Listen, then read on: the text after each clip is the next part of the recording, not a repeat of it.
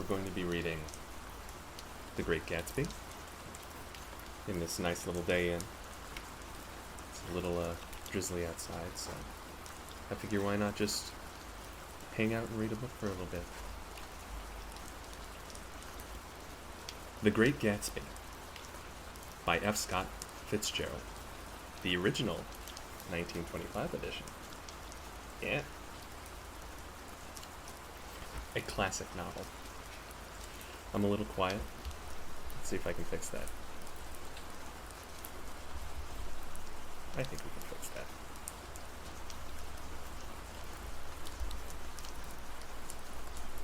Let's go with that for now.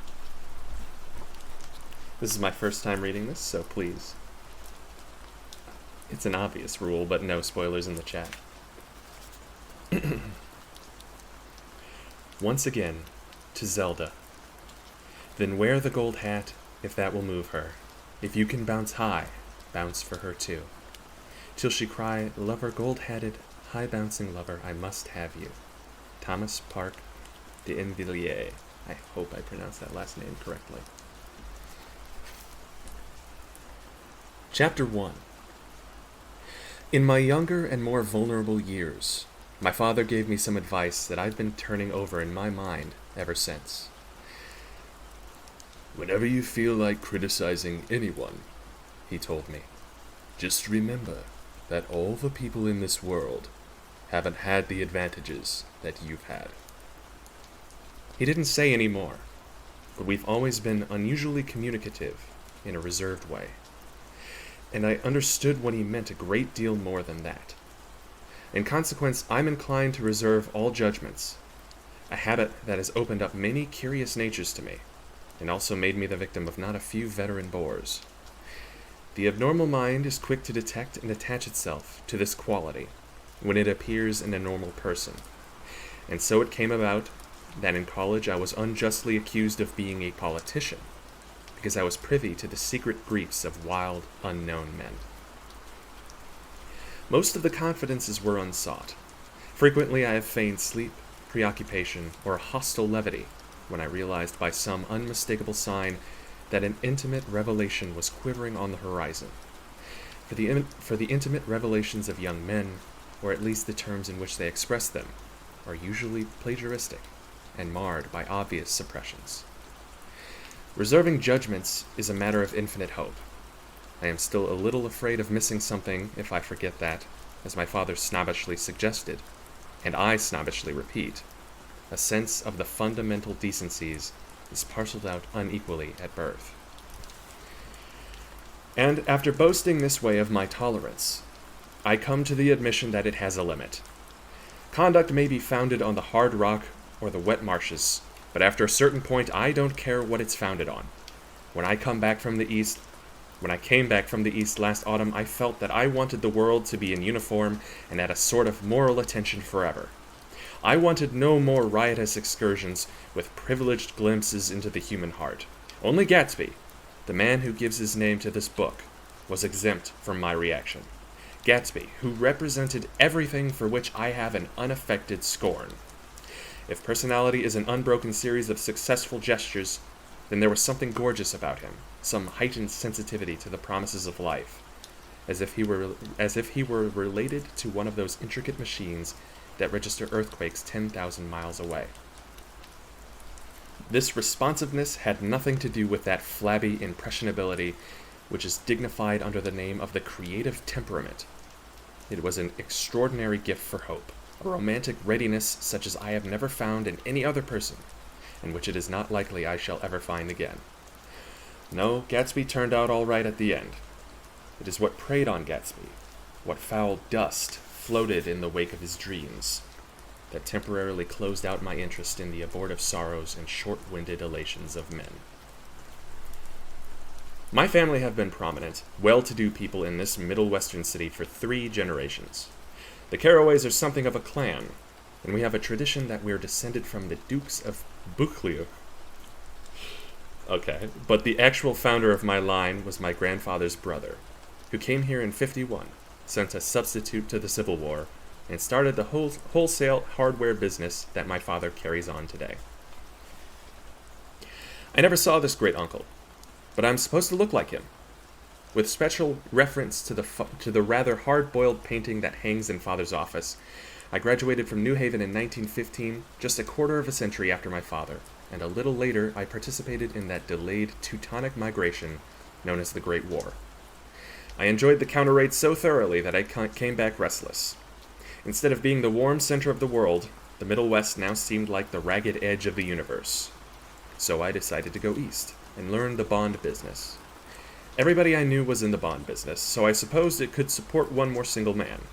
All my aunts and uncles talked it over as if they were choosing a prep school for me, and finally said, "Why, yes," with very grave, hesitant faces. Father agreed to finance me for a year, and after various delays I came east, permanently, I thought, in the spring of 22. The practical thing was to find rooms in the city, but it was a warm season, and I had just left a country of wide lawns and friendly trees. So when a young man at the office suggested that we take a house together in a commuting town, it sounded like a great idea. He found the house, a weather-beaten cardboard bungalow at $80 a month. But at the last minute, the firm ordered him to Washington, and I went out to the country alone. I had a dog. At least I had him for a few days, until he ran away. And an old Dodge and a Finnish woman, who made my bed and cooked breakfast and muttered Finnish wisdom to herself over the electric stove. It was lonely for a day or so until one morning some man, more recently arrived than I, stopped me on the road. "How do you get to West Egg Village?" he asked helplessly. I told him, and as I walked on I was lonely no longer. I was a guide, a pathfinder, an original settler. He had casually conferred on me the freedom of the neighborhood. And so, with the sunshine and the great bursts of leaves growing on the trees, just as things grow in fast movies, I had that familiar conviction that life was beginning over again with the summer. There was so much to read, for one thing, and so much fine health to be pulled down out of the young, breath-giving air.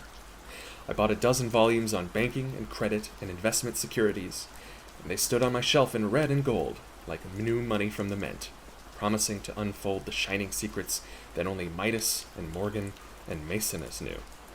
And I had the high intention of reading many other books besides. I was rather literary in college. One year I wrote a series of very solemn and obvious editorials for the Yale News, and now I was going to bring back all such things into my life and become again that most limited of all specialists, the well-rounded man. This isn't just an epigram. Life is much more successfully looked at from a single window, after all. Quite a few mouthfuls so far. So I'll take a few of my own. I hope you're all enjoying so far. Thank you, Daddy. Thank you, Gabe. Thank you. Thank you, Dakota. I hope that the volume is a bit better.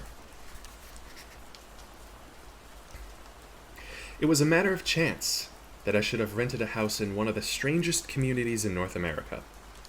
It was on that slender, riotous island which extends itself due east of New York, and where there are, among other natural curiosities, two unusual formations of land. 20 miles from the city, a pair of enormous eggs, identical in contour and separated only by a courtesy bay, just out into the most domesticated body of salt water in the Western Hemisphere, the great wet barnyard of Long Island Sound. They are not perfect ovals. Like the egg in the Columbus story, they are both crushed flat at the contact end, but their physical resemblance must be a source of perpetual wonder to the gulls that fly overhead. To the wingless, or more interesting phenomenon, is their dissimilarity in every particular except shape and size. I lived at West Egg, the less fashionable of the two, though this is a most superficial tag to express the bizarre and not a little sinister contrast between them. My house was at the very tip of the egg, only 50 yards from the Sound, and squeezed between two huge places that rented for $12,000 or $15,000 a season. The one on my right was a colossal affair by any standard. It was a factual imitation of some Hotel de Ville in Normandy, with a tower on one side, spanking new under a thin beard of raw ivy, and a marble swimming pool, and more than 40 acres of lawn and garden. It was Gatsby's mansion. Or rather, as I didn't know Mr. Gatsby, it was a mansion inhabited by a gentleman of that name. My own house was an eyesore, but it was a small eyesore, and it had been overlooked, so I had a view of the water, a partial view of my neighbor's lawn, and the consoling proximity of millionaires, all for $80 a month. Across the Courtesy Bay, the white palaces of fashionable East Egg glittered along the water, and the history of the summer really begins on the evening I drove over there to have dinner with the Tom Buchanans. Daisy was my second cousin once removed, and I'd known Tom in college, and just after the war I spent 2 days with them in Chicago. Her husband, among various physical accomplishments, had been one of the most powerful ends that ever played football at New Haven. A national figure in a way, one of those men who reached such an acute limited excellence at 21 that everything afterwards savors of anticlimax. His family were enormously wealthy. Even in college, his freedom with money was a matter for reproach. But now he'd left Chicago and come east in a fashion that rather took your breath away. For instance, he'd brought down a string of polo ponies from Lake Forest. It was hard to realize that a man in my own generation was wealthy enough to do that. Thank you very much. This is my first time reading it, so I apologize for the live mistakes that happen. Why they came east, I don't know. They had spent a year in France for no particular reason, and then drifted here and there, unrestfully, wherever people played polo and were rich together. This was a permanent move, said Daisy over the telephone. But I didn't believe it. I had no sight into Daisy's heart, but I felt that Tom would drift on, forever seeking, a little wistfully, for the dramatic turbulence of some irrecoverable football game. And so it happened that on a warm, windy evening, I drove over to East Egg to see two old friends whom I scarcely knew at all. Their house was even more elaborate than I expected, a cheerful red and white Georgian colonial mansion overlooking the bay. The lawn started at the beach and ran towards the front door for a quarter of a mile, jumping over sundials and brick walls and burning gardens. Finally, when it reached the house, drifting up the side in bright vines as though from the momentum of its run. The front was broken by a line of French windows, glowing now with reflected gold and wide open to the warm, windy afternoon, and Tom Buchanan in riding clothes was standing with his legs apart on the front porch. He had changed since his New Haven years.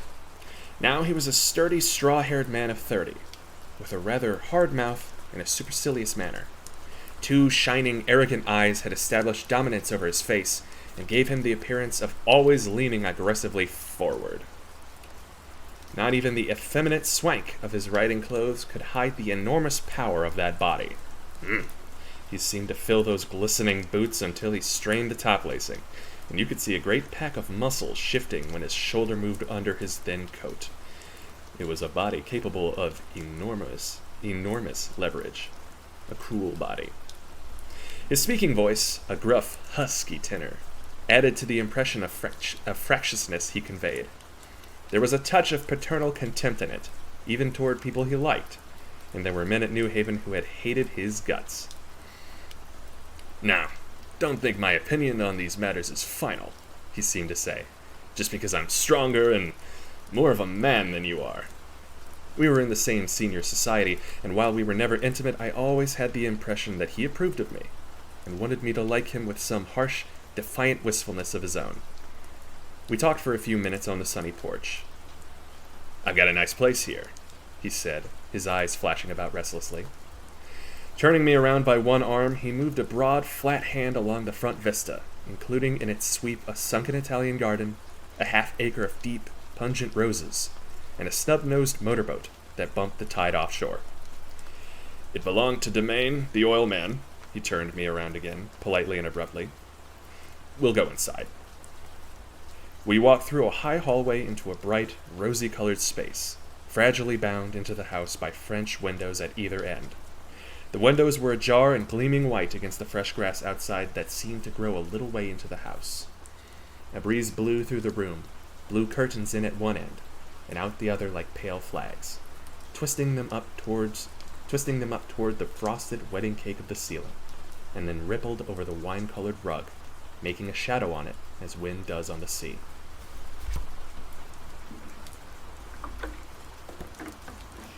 Bunch of rich folk.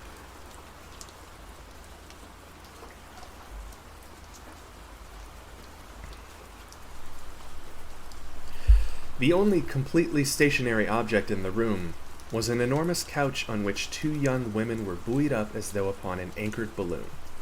They were both in white, and their dresses were rippling and fluttering as if they had just been blown back in after a short flight around the house. I must have stood for a few minutes listening to the whip and snap of the curtains and the groan of a picture on the wall. Then there was a boom as Tom Buchanan shut the rear windows and the caught wind died out about the room, and the curtains and the rugs and the two young women ballooned slowly to the floor. The younger of the two was a stranger to me. She was extended full length at her end of the divan, completely motionless, and with her chin raised a little as if she were balancing something on it which was quite likely to fall. If she saw me out of the corner of her eyes, she gave no hint of it. Indeed, I was almost surprised into murmuring an apology for having disturbed her by coming in. The other girl, Daisy, made an attempt to rise. She leaned slightly forward with a conscientious expression. Then she laughed, an absurd, charming little laugh, and I laughed too, and came forward into the room. I'm paralyzed with happiness. She laughed again, as if she said something very witty, and held my hand for a moment, looking up into my face, promising that there was no one in the world she so much wanted to see. That was a way she had. She hinted in a murmur that the surname of the balancing girl was Baker. I've heard it said that Daisy's murmur was only to make people lean toward her, an irrelevant criticism that made it no less charming. At any rate, Miss Baker's lips fluttered. She nodded at me almost imperceptibly, and then quickly tipped her head back again. The object she was balancing had obviously tottered a little and given her something of a fright. Again, a sort of apology arose to my lips. Almost any exhibition of complete self-sufficiency draws a stunned tribute from me. I looked back at my cousin, who began to ask me questions in her low, thrilling voice. It was the kind of voice that the ear follows up and down, as if each speech is an arrangement of notes that will never be played again. Her face was sad and lovely with bright things in it, bright eyes and a bright, passionate mouth, but there was an excitement in her voice that men who had cared for her found difficult to forget. A singing compulsion, a whispered, "Listen." A promise that she had done gay, exciting things just a while since, and that there were gay, exciting things hovering in the next hour. I told her how I had stopped off in Chicago for a day on my way east, and how a dozen people had sent their love through me. "Do they miss me?" she cried ecstatically. "The whole town is desolate. All the cars have left rear wheel painted black as a mourning wreath, and there's a persistent wail all night long along the North Shore." "How gorgeous! Let's go back, Tom. Tomorrow?"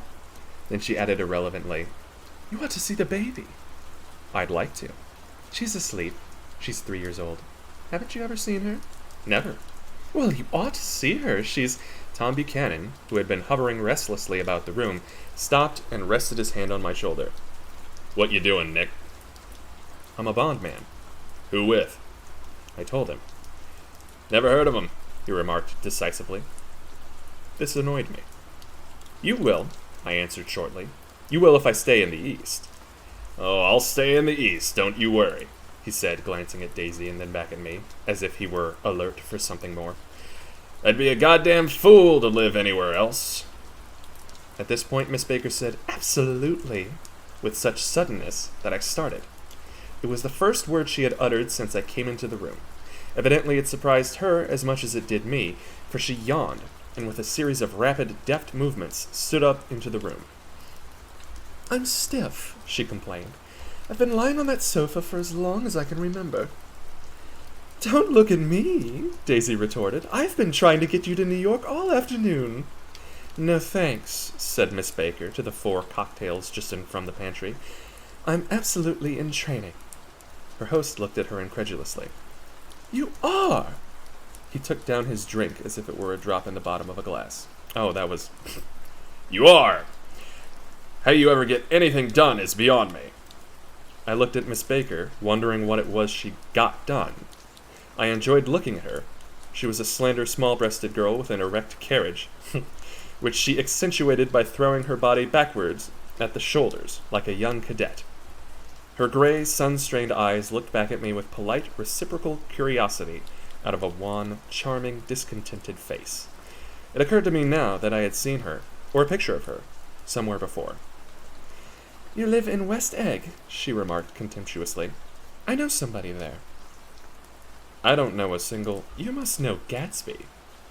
"Gatsby?" demanded Daisy. "What Gatsby?" Before I could reply— they both sound the same. Before I could reply that he was my neighbor, dinner was announced. Wedging his tense arm imperatively under mine, Tom Buchanan compelled me from the room, as though he were moving a checker to another square. Lots of fun language.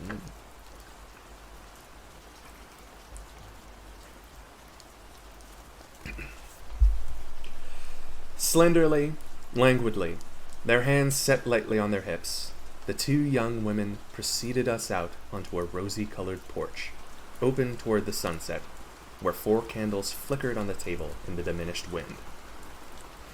"Why candles?" objected Daisy, frowning. She snapped them out with her fingers. "In 2 weeks it'll be the longest day in the year." She looked at us all radiantly. "Do you always watch for the longest day of the year and then miss it? I always watch for the longest day of the year and then miss it." "We ought to plan something," yawned Miss Baker, sitting down at the table as if she were getting into bed. "All right," said Daisy. "What do we plan?" She turned to me helplessly. "What do people plan?" Before I could answer, her eyes fastened with an odd expression on her little finger. "Look," she complained. "I hurt it." We all looked. The knuckle was black and blue. "You did it, Tom," she said accusingly. "I know you didn't mean to, but you did do it. That's what I get for marrying a brute of a man. A great big, hulking physical specimen of a—" "I hate that word. Hulking," objected Tom crossly. "Even in kidding." "Hulking," insisted Daisy. Sometimes she and Miss Baker talked at once, unobtrusively and with a bantering inconsequence that was never quite chatter, that was as cool as their white dresses and their impersonal eyes in the absence of all desire. They were here, and they accepted Tom and me, making only a polite, pleasant effort to entertain or to be entertained. They knew that presently dinner would be over, and a little later the evening too would be over, and casually put away. It was sharply different from the West, where an evening was hurried from phase to phase toward its close, in a continually disappointed anticipation, or else in sheer nervous dread of the moment itself. "You make me feel uncivilized, Daisy," I confessed on my second glass of corky, but rather impressive claret. "Can't you talk about crops or something?" I meant nothing in particular by this remark, but it was taken up in an unexpected way. "Civilization's going to pieces," broke out Tom violently. Oh, he's that guy at the family dinners. "I've gotten to be a terrible pessimist about things. Have you read The Rise of the Colored Empires by this man Goddard?" "Why, no," I answered, rather surprised by his tone. "Well, it's a fine book, and everybody ought to read it. The idea is if we don't look out, the white race will be utterly submerged. It's all scientific stuff. It's been proved." Yikes. "Tom's getting very profound," said Daisy, with an expression of unthoughtful sadness. "He reads deep books with long words in them. What was that word we—" "Well, these books are all scientific," insisted Tom, glancing at her impatiently. "This fellow has worked out the whole thing. It's up to us, who are the dominant race, to watch out, or these other races will have control of things." This is a yikes. "We've got to beat them down," whispered Daisy, winking ferociously toward the fervent sun. "You ought to live in California," began Miss Baker, but Tom interrupted her by shifting heavily in his chair. "This idea is that we're Nordics. I am, and you are, and you are, and—" After an infinitesimal hesitation, he included Daisy with a slight nod, and she winked at me again. "And we've produced all the things that go to make civilization. Science and art and all that. Do you see?" There was something pathetic in his concentration, as if his complacency, more acute than of old, was not enough to him anymore. When, almost immediately, the telephone rang inside and the butler left the porch, Daisy seized upon the momentary interruption and leaned towards me. "I'll tell you a family secret," she whispered enthusiastically. "It's about the butler's nose. Do you want to hear about the butler's nose?" That's why I came over tonight. Well, he wasn't always a butler. He used to be the silver polisher for some people in New York that had a silver service for 200 people. He had to polish it from morning till night, until finally it began to affect his nose. Things went from bad to worse, suggested Miss Baker. Yes, things went from bad to worse, until finally he had to give up his position. For a moment the last sunshine fell with romantic affection upon her glowing face. Her voice compelled me forward breathlessly as I listened. Then the glow faded, each light deserting her with lingering regret, like children leaving a pleasant street at dusk. The butler came back and murmured something close to Tom's ear, whereupon Tom frowned, pushed back his chair, and without a word went inside. As if his absence quickened something within her, Daisy leaned forward again, her voice glowing and singing. "I love to see you at my table, Nick. You remind me of a rose, an absolute rose, doesn't he?" She turned to Miss Baker for confirmation. "An absolute rose." This was untrue. I am not even faintly like a rose. She was only extemporizing, but a stirring warmth flowed from her, as if her heart was trying to come out to you concealed in one of those breathless, thrilling words. Then suddenly she threw her napkin on the table and excused herself and went into the house. Miss Baker and I exchanged a short glance, consciously devoid of meaning. I was about to speak when she sat up alertly and said, "Shh," in a warning voice. A subdued, impassioned murmur was audible in the room beyond, and Miss Baker leaned forward, unashamed, trying to hear. The murmur trembled on the verge of coherence, sank down, mounted excitedly, and then ceased altogether. "This Mr. Gatsby you spoke of is my neighbor," I began. "Don't talk. I want to hear what happens." Is something happening?" I inquired innocently. "You mean to say you don't know?" said Miss Baker, honestly surprised. "I thought everybody knew." "I don't." "Why," she said hesitantly, "Tom's got some woman in New York." "Got some woman?" I repeated blankly. Miss Baker nodded. "She might have the decency not to telephone him at dinner time, don't you think?" Almost before I had grasped her meaning, there was the flutter of a dress and the crunch of leather boots, and Tom and Daisy were back at the table.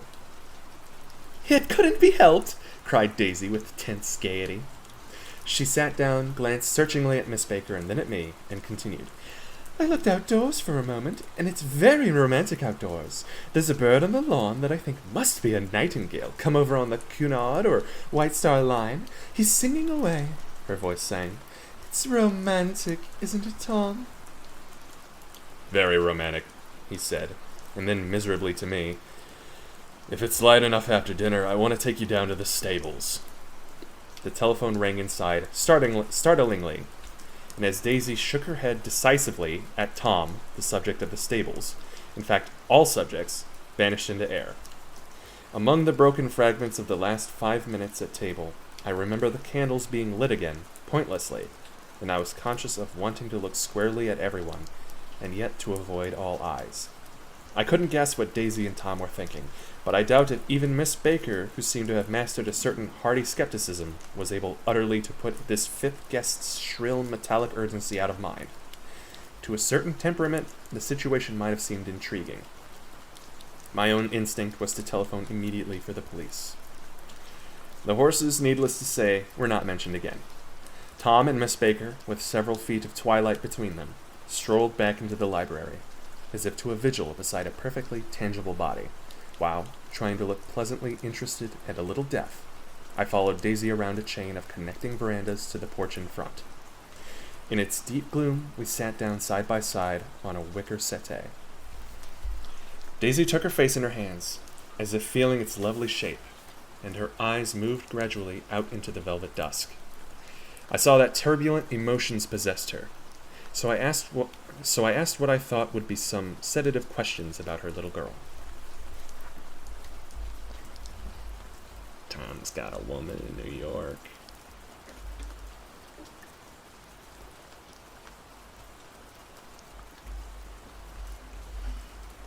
Yikes.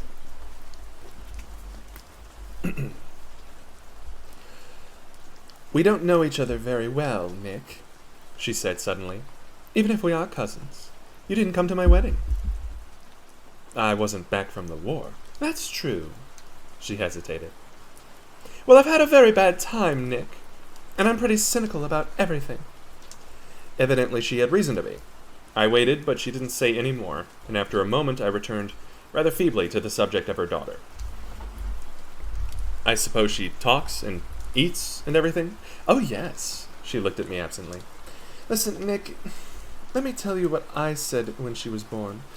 Would you like to hear? Very much. It'll show you how I've gotten to feel about things. Well, she was less than an hour old, and Tom was God knows where.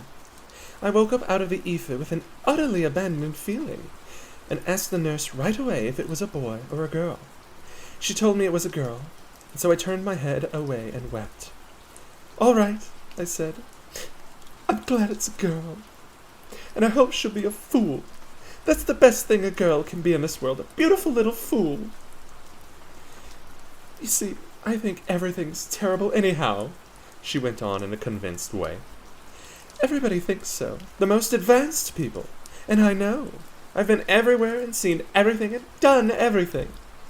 Her eyes flashed around her in a defiant way, rather like Tom's, and she laughed with thrilling scorn. Sophisticated! God, I'm sophisticated!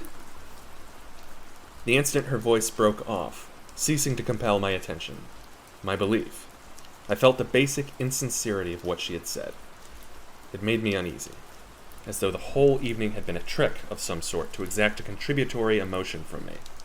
I waited, and sure enough, in a moment, she looked at me with an absolute smirk on her lovely face, as if she had asserted her membership in a rather distinguished secret society to which she and Tom belonged. Inside, the crimson room bloomed with twilight. Tom and Miss Baker sat at either end of the long couch, and she read aloud to him from the Saturday Evening Post, the words murmurous and uninflected, running together in a soothing tune. The lamplight, bright on his boots and dull on the autumn leaf yellow of her hair, glinted along the paper as she turned a page with a flutter of slender muscles in her arms. When we came in, she held us silent for a moment with a lifted hand. To be continued, she said, tossing the magazine on the table, in our very next issue. Her body asserted itself with a restless movement of her knee, and she stood up. 10 o'clock, she remarked, apparently finding the time on the ceiling. Time for this good girl to get to bed. Jordan's going to play in the tournament tomorrow, explained Daisy, over at Westchester. Oh, you're Jordan Baker. I knew now why her face was familiar. Its pleasing, contemptuous expression had looked out at me from many rotogravure pictures of the sporting life at Asheville and Hot Springs and Palm Beach. I had heard some story of her, too, a critical, unpleasant story, but what it was I had forgotten long ago. Good night, she said softly. Wake me at 8, won't you? If you'll get up. I will. Good night, Mr. Carraway. See you anon. Of course you will, confirmed Daisy. In fact, I think I'll arrange a marriage. Come over often, Nick, and I'll sort of, fling you together. You know, lock you up accidentally in linen closets and push you out to sea in a boat, and all that sort of thing. Good night, called Miss Baker from the stairs. I haven't heard a word. She's a nice girl, said Tom after a moment.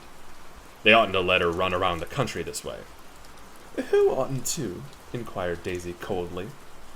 Her family. Her family is one aunt about 1,000 years old. Besides, Nick's going to look after her, aren't you, Nick? She's going to spend lots of weekends out here this summer. I think the home influence will be very good for her. Daisy and Tom looked at each other for a moment in silence. Is she from New York? I asked quickly. From Louisville. Our white girlhood was passed together there. Our beautiful white... Did you give Nick a little heart-to-heart talk on the veranda? Demanded Tom suddenly. Did I? She looked at me. I can't seem to remember. But I think we talked about the Nordic race. Yes, I'm sure we did. It sort of crept up on us, and the first thing you know... Don't believe everything you hear, Nick, he advised me.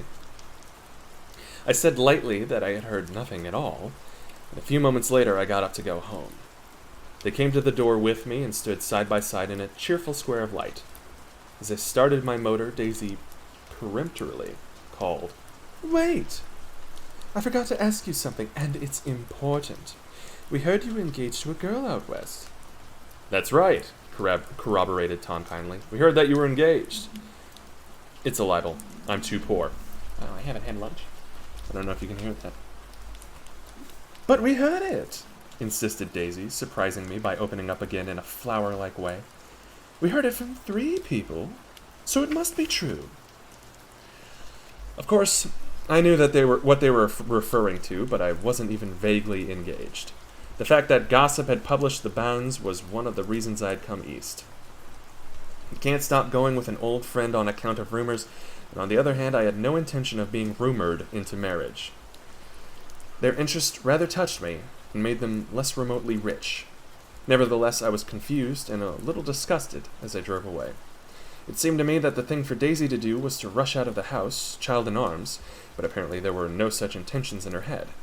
As for Tom, the fact that he had some woman in New York was really less surprising than that he had been depressed by a book. Something was making him nibble at the edge of stale ideas, as if his sturdy physical egotism no longer nourished his peremptory heart. What a word. Already it was a deep summer on roadhouse roofs, and in front of wayside garages where new red petrol pumps sat out in pools of light, and when I reached my estate at West Egg, I ran the car under its shed and sat for a while on an abandoned grass roller in the yard. The wind had blown off, leaving a loud, bright night, with wings beating in the trees, and a persistent organ sound as the full bellows of the earth blew the frogs full of life. The silhouette of a moving cat wavered across the moonlight, and, turning my head to watch it, I saw that I was not alone. 50 feet away, a figure had emerged from the shadow of my neighbor's mansion and was standing with his hands in his pockets, regarding the silver pepper of the stars. Something in his leisurely movements and the secure position of his feet upon the lawn suggested that it was Mr. Gatsby himself, come out to determine what share was his of our local heavens. I decided to call to him. Miss Baker had mentioned him at dinner, and that would do for an introduction. But I didn't call to him, for he gave a sudden intimation that he was content to be alone. He stretched out his arms toward the dark water in a curious way, and, far as I was from him, I could have sworn he was trembling. Involuntarily, I glanced seaward, and distinguished nothing except a single green light, minute and far away, that might have been the end of a dock. When I looked once more for Gatsby, he had vanished, and I was alone again in the unquiet darkness. That's chapter 1. We finally got to see Mr. Gatsby.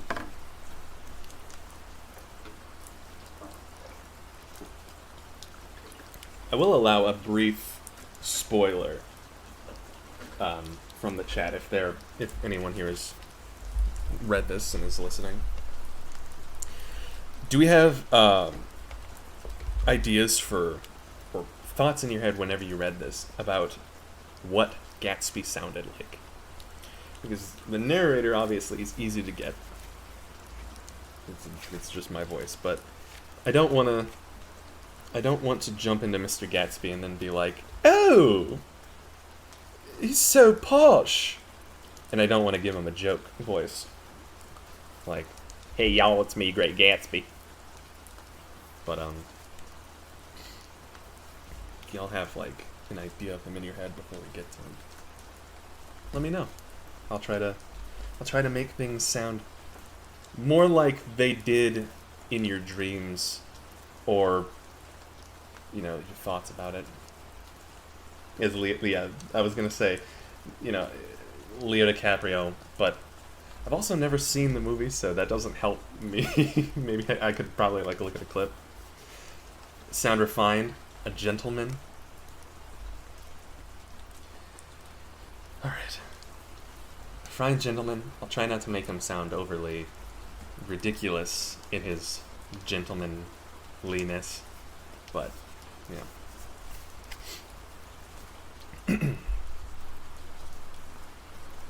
I haven't seen the movie, no. What anime is it? Chapter 2. About halfway between West Egg and New York, the motor road hastily joins the railroad and runs beside it for a quarter of a mile, so as to shrink away from a certain desolate area of land. This is a valley of ashes, a fantastic farm where ashes grow like wheat into ridges and hills and grotesque gardens, where ashes take the forms of houses and chimneys and rising smoke, and finally, with a transcendent effort, of ash-gray men, who move dimly and already crumbling through the powdery air. Occasionally, a line of gray cars crawls along an invisible track, gives out a ghastly creak, and comes to rest, and immediately the ash-gray men swarm up with leaden spades and stir up an impenetrable cloud, which screens their obscure operations from your sight. But above the gray land and the spasms of bleak dust, which drift endlessly over it, you perceive, after a moment, the eyes of Dr. T.J. Eckelberg. The eyes of Dr. T.J. Eckelberg are blue and gigantic. Their retinas are 1 yard high. It's pretty big. They look out of no face, but instead from a pair of enormous yellow spectacles, which pass over a non-existent nose. Evidently some wild wag of an occultist set them there to fatten his practice in the boroughs of Queens, and then sank down himself into eternal blindness, or forgot them and moved away. But his eyes, dimmed a little by many paintless days, under sun and rain, brood on over the solemn dumping ground. The Valley of Ashes is bounded on one side by a small, foul river, and when the drawbridge is up to let barges through, the passengers on waiting trains can stare at the dismal scene for as long as half an hour. There was always a halt there of at least a minute, and it was because of this that I first met Tom Buchanan's mistress. The fact that he had one was insisted upon wherever he was known. His acquaintances resented the fact that he turned up in popular cafes with her, and, leaving her at a table, sauntered about, chatting with whomsoever he knew. Though I was curious to see her, I had no desire to meet her, but I did. I went up to New York with Tom on the train one afternoon, and when we stopped by the ash heaps, he jumped up to his feet and, taking hold of my elbow, literally forced me from the car. "We're getting off," he insisted. "I want you to meet my girl." I think he tanked up a good deal at luncheon, and his determination to have my company bordered on violence. The supercilious assumption was that on Sunday afternoon I had nothing better to do. I followed him over a low whitewashed railroad fence, and we walked back 100 yards along the road under Dr. Eckelberg's persistent stare. The only building in sight was a small block of yellow brick sitting on the edge of the wasteland, a sort of compact Main Street ministering to it, and contiguous to absolutely nothing. One of the 3 shops it contained was for rent, and another was an all-night restaurant, approached by a trail of ashes. The third was a garage. Repairs. George B. Wilson. Cars bought and sold. And I followed Tom inside. The interior was unprosperous and bare. The only car visible was the dust-covered wreck of a Ford, which crouched in a dim corner. It had occurred to me that this shadow of a garage must be a blind, and that sumptuous and romantic apartments were concealed overhead, when the proprietor himself appeared in the door of an office, wiping his hands on a piece of waste. He was a blond, spiritless man, anemic and faintly handsome. When he saw us, a damp gleam of hope sprang into his light blue eyes. "Hello, Wilson, old man," said Tom, slapping him jovially on the shoulder. "How's business?" "I can't complain," answered Wilson unconvincingly. "When are you going to sell me that car?" "Next week. I've got my man working on it now." "Works pretty slow, don't he?" "No, he doesn't," said Tom coldly. "And if you feel that way about it, maybe I'd better sell it somewhere else after all." I didn't mean that, explained Wilson quickly. I just meant... His voice trailed off, and Tom glanced impatiently around the garage. When I heard footsteps on a stairs, what? Then I heard footsteps on a stairs, and in a moment the thickish figure of a woman blocked out the light from the office door. She was in the middle 30s, and faintly stout, but she carried her flesh sensuously, as some women do, as some women can. Her face, above a spotted dress of a dark blue crêpe de chine, French, contained no facet or gleam of beauty, but there was an immediately perceptible vitality about her, as if the nerves of her body were continually smoldering. She smiled slowly, and, walking through her husband as if he were a ghost, shook hands with Tom, looking him flush in the eye. Then she wet her lips, and without turning around, spoke to her husband in a soft, coarse voice. Get some chairs, why don't you, so somebody can sit down? What do you think? Oh, sure, Agreed Wilson hurriedly, and went toward the little office, mingling immediately with the cement color of the walls. A white, ashen dust veiled his dark suit, and his pale hair as it veiled everything in this vicinity, except his wife, who moved close to Tom. I want to see you, said Tom intently. Get on the next train. All right. I'll meet you by the newsstand on the lower level. She nodded and moved away from him just as George Wilson emerged, with 2 chairs from his office door. We waited for her down the road and out of sight. It was a few days before the 4th of July, and a gray, scrawny Italian child was setting torpedoes in a row along the railroad track. Terrible place, isn't it? Said Tom, exchanging a frown with Dr. Eckelberg. Awful. It does her good to get away. Doesn't her husband object? Wilson? He thinks she goes to see her sister in New York. He's so dumb he doesn't know he's alive. So Tom Buchanan and his girl and I went up together to New York. Or not quite together, for Mrs. Wilson sat discreetly in another car. Tom deferred that much to the sensibilities of those East Eggers who might be on the train. She had changed her dress to a brown-figured muslin, which stretched tight over her rather wide hips as Tom helped her to the platform in New York. At the newsstand, she bought a copy of Town Tattle and a moving picture magazine, and in the station drugstore, some cold cream and a small flask of perfume. Upstairs in the solemn echoing drive, she let 4 taxicabs drive away before she selected a new one, lavender-colored with gray upholstery. And in this, we slid out from the mass of the station into the glowing sunshine. But immediately, she turned sharply from the window and, leaning forward, tapped on the front glass. I want to get one of these dogs, she said earnestly. I want to get one for the apartment. They're nice to have, a dog. We backed up to a gray old man who bore an absurd resemblance to John D. Rockefeller. In a basket swung from his neck cowered a dozen very recent puppies of an indeterminate breed. What kind are they? Asked Mrs. Wilson eagerly as he came to the taxi window. All kinds. What kind do you want, lady? I'd like to get one of those police dogs. I don't suppose you got that kind? The man peered doubtfully into the basket, plunged his hand, and drew one up, wriggling by the back of the neck. That's no police dog, said Tom. No, it's not exactly a police dog, said the man with disappointment in his voice. It's more of an Airedale. He passed his hand over a brown wash rag of a back. Look at that coat. Some coat. That's a dog that'll never bother you with catching cold. I think it's cute, said Mrs. Wilson enthusiastically. How much is it? That dog? He looked at it admiringly. That dog will cost you $10. The Airedale, undoubtedly there was an Airedale concerned in it somewhere, though its feet were startlingly white, changed hands and settled down into Mrs. Wilson's lap, where she fondled the weatherproof coat with rapture. How do y'all feel about Mrs. Wilson? I'm reading a story I gotta do a joke with somewhere. Although, to be fair, that could be how she sounds. I don't know. I'm open to interpretation. I do think it's a posh sound, but a practiced posh enough to be natural. He's supposed to be, this air is perfect. His flaws are past become more and more Gotcha.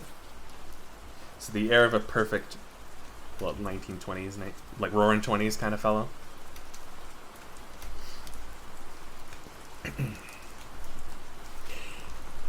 Is it a boy or a girl? She asked delicately. That dog's a boy. It's a bitch, said Tom decisively. Here's your money. Go and buy 10 more dogs with it. We drove over to Fifth Avenue, warm and soft, almost pastoral, on the summer Sunday afternoon. I wouldn't have been surprised to see a great flock of white sheep turn the corner. Hold on, I said. I have to leave you here. No, you don't, interposed Tom quickly. Myrtle would be hurt if you don't come up to the apartment. Won't you, Myrtle? Come on, she urged. I'll telephone my sister Catherine. She's said to be very beautiful by people who ought to know. Well, I'd like to, but we went on, cutting back again over the park toward the West Hundreds. At 158th Street, the cab stopped at one slice in a long white cake of apartment houses. Throwing a regal homecoming glance around the neighborhood, Mrs. Wilson gathered up her dog and her other purchases and went haughtily in. I'm gonna have the McKees come up, she announced as we rose in the elevator. And of course, I got to call up my sister, too. The apartment was on the top floor. A small living room, a small dining room, a small bedroom, and a bath. The living room was crowded to the doors with a set of tapestried furniture entirely too large for it, so that to move about was to stumble continually over scenes of ladies swinging in the gardens of Versailles. The only picture was an over-enlarged photograph, apparently a hen sitting up on a blurred rock. Looked at from a distance, however, the hen resolved itself into a bonnet, and the countenance of a stout old lady beamed down into the room. Several old copies of Town Tattle lay on the table together with a copy of Simon Called Peter and some of the small scandal magazines of Broadway. Mrs. Wilson was first concerned with the dog. A reluctant elevator boy went for a box full of straw and some milk, to which he added, on his own initiative, a tin of large, hard dog biscuits, one of which decomposed apathetically in the saucer of milk all afternoon. Meanwhile, Tom brought out a bottle of whiskey from a locked bureau door. I have been drunk just twice in my life, and the second time was that afternoon. So everything that happened has a dim, hazy cast over it, although until after 8 o'clock the apartment was full of cheerful sun. Sitting on Tom's lap, Mrs. Wilson called up several people on the telephone. Then there were no cigarettes, and I went out to buy some at the drugstore on the corner. When I came back, they had both disappeared, so I sat down discreetly in the living room and read a chapter of Simon Called Peter. Either it was terrible stuff or the whiskey distorted things, because it didn't make any sense to me. Just as Tom and Myrtle, after the first drink Mrs. Wilson and I called each other by our first names, reappeared, company commenced to arrive at the apartment door. The sister, Catherine, was a slender, worldly girl of about 30, with a solid, sticky bob of red hair, and a complexion powdered milky white. Her eyebrows had been plucked and then drawn on again at a more rakish angle, but the efforts of nature toward the restoration of the old alignment gave a blurred air to her face. When she moved about, there was an incessant clicking as innumerable pottery bracelets jingled up and down upon her arms. She came in with such a proprietary haste, and looked around so possessively at the furniture that I wondered if she lived there. But when I asked her, she laughed immoderately, repeated my question aloud, and told me she lived with a girlfriend at a hotel. Mr. McKee was a pale, feminine man from the flat below. He had just shaved, for there was a white spot of lather on his cheekbone, and he was most respectful in his greeting to everyone in the room. He informed me that he was in the artistic game, and I gathered later that he was a photographer and had made the dim enlargement of Mrs. Wilson's mother, which hovered like an ectoplasm on the wall. His wife was shrill, languid, handsome, and horrible. She told me with pride that her husband had photographed her 127 times since they had been married. Mrs. Wilson had changed her costume some time before, and was now attired in an elaborate afternoon dress of cream-colored chiffon, which gave out a continual rustle as she swept about the room. With the influence of the dress, her personality had also undergone a change. The intense vitality that had been so remarkable in the garage was converted into impressive hauteur. Her laughter, her gestures, Her assertions became more violently affected moment by moment, and as she expanded, the room grew smaller around her, until she seemed to be revolving on a noisy, creaking pivot through the smoky air. My dear, she told her sister in a high, mincing shout, most of these fellas will cheat you every time. All they think of is money. I had a woman up here last week to look at my feet, and when she gave me the bill, you'd have thought she had my appendicitis out. What was the name of the woman? Asked Mrs. McKee. Mrs. Eberhardt. She goes around looking at people's feet in their own homes. I like your dress, remarked Mrs. McKee. I think it's adorable. Mrs. Wilson rejected the compliment by raising her eyebrow in disdain. It's just a crazy old thing, she said. I just slip it on sometimes when I don't care what I look like. But it looks wonderful on you, if you know what I mean, pursued Mrs. McKee. If Chester could only get you in that pose, I think he could make something of it. We all looked in silence at Mrs. Wilson, who removed a strand of hair from over her eyes and looked back at us with a brilliant smile. Mr. McKee regarded her intently with his head on one side, and then moved his hand back and forth slowly in front of his face. I should change the light, he said after a moment. I'd like to bring out the modeling of the features, and I'd try to get a hold of all the back hair. And I'd try to get hold of all the back hair. I wouldn't think of changing the light, cried Mrs. McKee. I think it's... Her husband said, shh, and we all looked at the subject again, whereupon Tom Buchanan yawned audibly and got to his feet. You McKees have something to drink, he said. Get some more ice and mineral water, Myrtle, before everybody goes to sleep. I told that boy about the ice. Myrtle raised her eyebrow in despair at the shiftlessness of the lower orders. These people, you have to keep after them all the time. She looked at me and laughed pointlessly. Then she flounced over to the dog, kissed it with ecstasy, and swept into the kitchen, implying that a dozen chefs awaited her orders there. I've done some nice things out on Long Island, asserted Mr. McKee. Tom looked at him blankly. 2 of them were framed downstairs. 2 what? Demanded Tom. 2 studies. One of them I call Montauk Point, the Gulls, and the other I call Montauk Point, the Sea.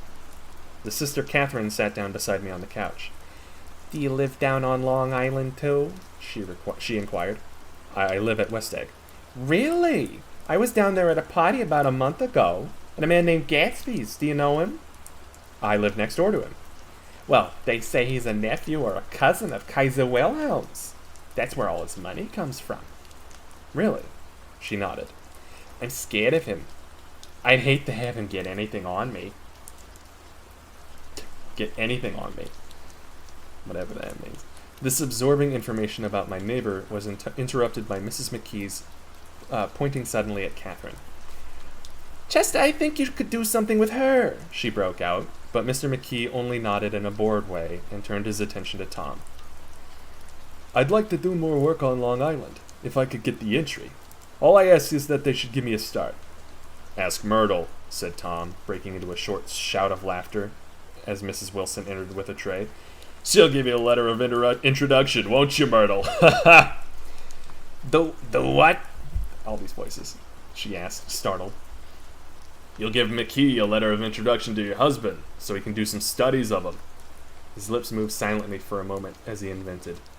George B. Wilson at the gasoline pump, or something like that.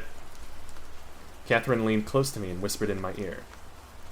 Neither of them can stand the person they're married to. Can't they? Can't stand them. She looked at Myrtle and then at Tom. What I say is, why go on living with them if they can't stand them? If I was them, I'd get a divorce and get married to each other right away. Doesn't she like Wilson either? The answer to this was unexpected. It came from Myrtle, who had overheard the question, and it was violent and obscene. You see? Oh no, that's Catherine. You see? Cried Catherine triumphantly. She lowered her voice again. It's really his wife that's keeping them apart. She's a Catholic and they don't believe in divorce. Daisy was not a Catholic, and I was a little shocked at the elaborateness of the lie. When they do get married, continued Catherine. They're going west to live for a while until it blows over. It'd be more discreet to go to Europe. Oh, do you like Europe? She exclaimed surprisingly. I just got back from Monte Carlo. Really? Just last year. I went over there with another girl.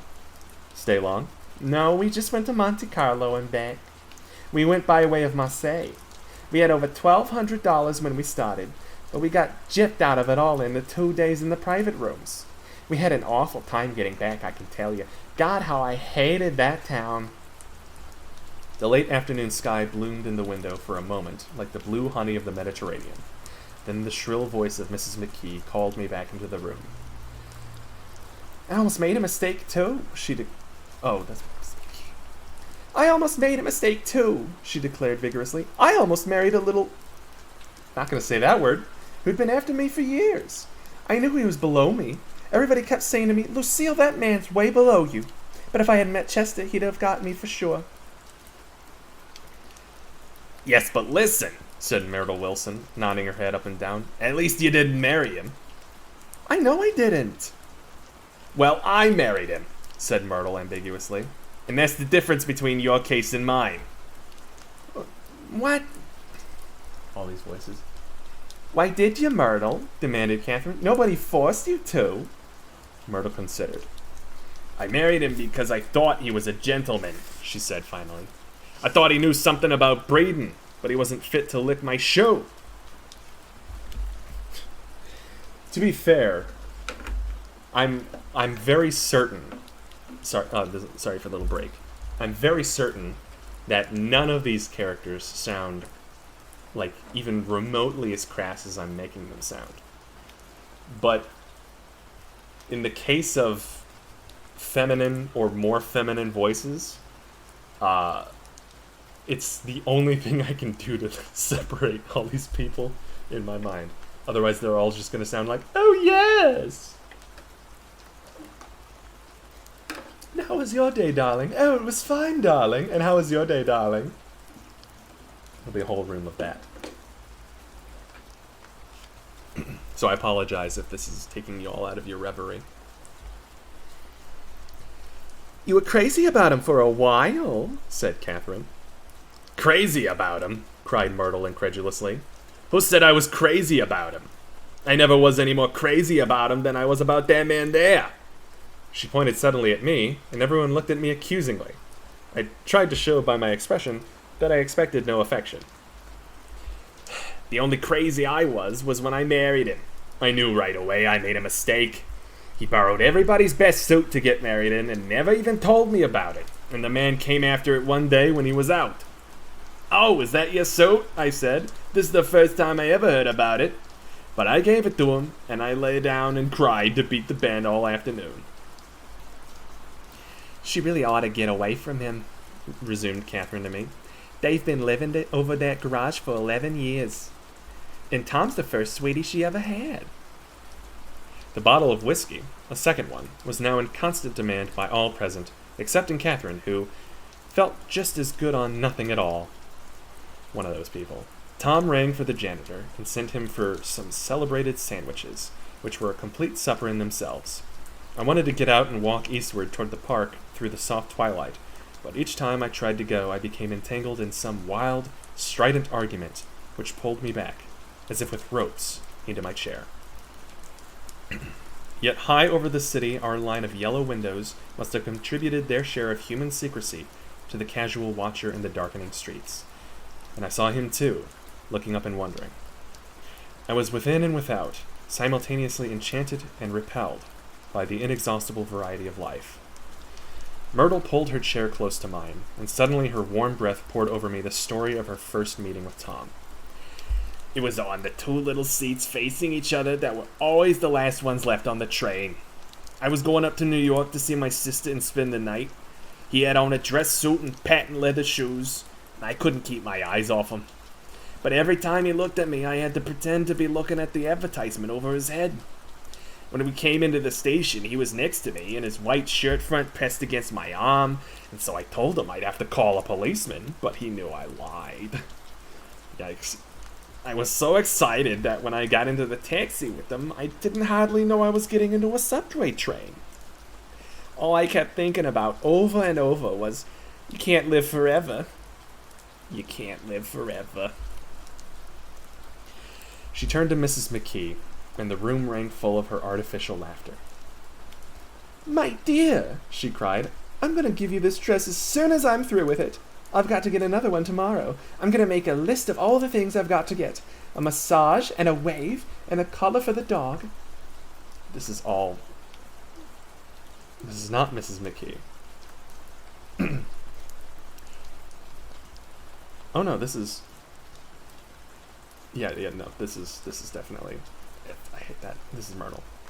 And one of those cute little ashtrays where you touch a spring, and a wreath with a black silk bow for Mother's grave that'll last all summer. I got to write down a list so I won't forget all the things I gotta do. It was 9 o'clock. Almost immediately afterward, I looked at my watch and found it was 10. Mr. McKee was asleep on a chair with his fists clenched in his lap, like a photograph of a man of action. Taking out my handkerchief, I wiped from his cheek the spot of dried lather that had worried me all that afternoon. The little dog was sitting on the table looking with blind eyes through the smoke, and from time to time groaning faintly. People disappeared, reappeared, made plans to go somewhere, and then lost each other, searched for each other, found each other a few feet away. Sometime toward midnight, Tom Buchanan and Mrs. Wilson stood face to face, discussing in impassioned voices whether Mrs. Wilson had any right to mention Daisy's name. Daisy, Daisy, Daisy, shouted Mrs. Wilson. I'll say it whenever I want to. Daisy, Making a short, deft movement, Tom Buchanan broke her nose with his open hand.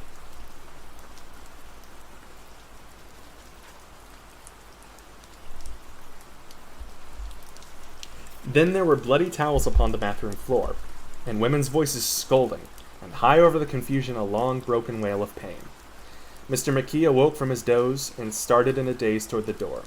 When he had gone halfway, he turned around and stared at the scene. His wife and Catherine scolding and consoling as they stumbled here and there among the crowded furniture with articles of aid, and the despairing figure on the couch, bleeding fluently and trying to spread a copy of Town Tattle over the tapestry scenes of Versailles. Then Mr. McKee turned and continued on out the door. Taking my hat from the chandelier, I followed. "Come to lunch someday," he suggested, as we groaned down in the elevator. "Where?" "Anywhere." Keep your hands off the lever, snapped the elevator boy. "I beg your pardon," said Mr. McKee with dignity. "I didn't know I was touching it." "All right," I agreed. "I'll be glad to." I was standing beside his bed, and he was sitting up between the sheets, clad in his underwear, with a great portfolio in his hands. Beauty and the Beast, Loneliness, Old Grocery Horse, Brookenbridge. Then I was lying half asleep in the cold lower level of the Pennsylvania station, staring at the Morning Tribune, and waiting for the 4 o'clock train.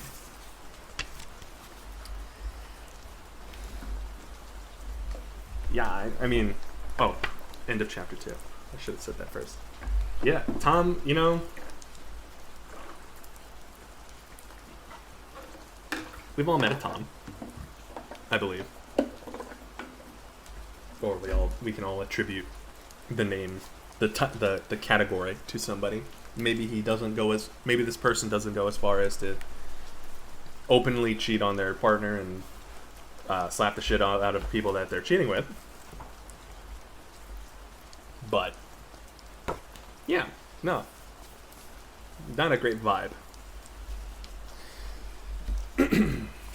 I think we can get. Let me look ahead real quick before I make this decision. We've got time for one more chapter. Chapter 3. There was music from my neighbor's house through the summer nights. In his blue gardens, men and girls came and went like moths among the whisperings, and the champagne and the stars. At high tide in the afternoon, I watched his guests diving from the tower of his raft, or taking the sun on the hot sand of his beach, while his 2 motorboats slit the waters of the Sound, drawing aquaplanes over cataracts of foam. On weekends, his Rolls-Royce became an omnibus, bearing parties to and from the city between 9 in the morning and long past midnight, while a station wagon scampered like a brisk yellow bug to meet all trains. And on Mondays, 8 servants, including an extra gardener, toiled all day with mops and scrubbing brushes and hammers and garden shears, repairing the ravages of the night before. Every Friday, 5 crates of oranges and lemons arrived from a fruiterer in New York. A fruiterer? Every Monday, these same oranges and lemons left his back door in a pyramid of pulpless halves. There was a machine in the kitchen which could extract the juice of 200 oranges in half an hour if a little button was pressed 200 times by a butler's thumb. At least once a fortnight, a corps of caterers came down with several hundred feet of canvas and enough colored lights to make a Christmas tree of Gatsby's enormous garden. On buffet tables, garnished with glistening hors d'oeuvres, spiced baked hams crowded against salads of harlequin designs, and pastry pigs and turkeys bewitched to a dark gold. In the main hall, a bar with a real brass rail was set up, and stocked with gins and liquors and with cordials so long forgotten that most of his female guests were too young to know one from another. By 7 o'clock, the orchestra had arrived. No thin 5-piece affair, but a whole pit full of oboes and trombones and saxophones and viols and cornets and piccolos and low and high drums. The last swimmers have come in from the beach now and are dressing upstairs. The cars from New York are parked 5 deep in the driveway, and already the halls and salons and verandas are gaudy with primary colors, and hair bobbed in strange new ways, and shawls beyond the dreams of Castile. The bar is in full swing, and floating rounds of cocktails permeate the garden outside until the air is alive with chatter and laughter, and casual innuendo and introductions forgotten on the spot, and enthusiastic meetings between women who never knew each other's names. The lights grow brighter as the earth lurches away from the sun, and now the orchestra is playing yellow cocktail music, and the opera of voices pitches a key higher. Laughter is easier minute by minute, spilled with prodigality, tipped out at a cheerful word. The groups change more swiftly, swell with new arrivals, dissolve, and form in the same breath.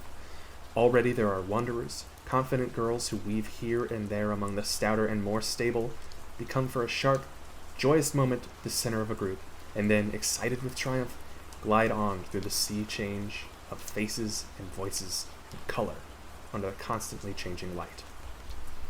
Suddenly, one of these gypsies in trembling opal seizes a cocktail out of the air, dumps it down for courage, and, moving her hands like Frisco, dances out alone on the canvas platform.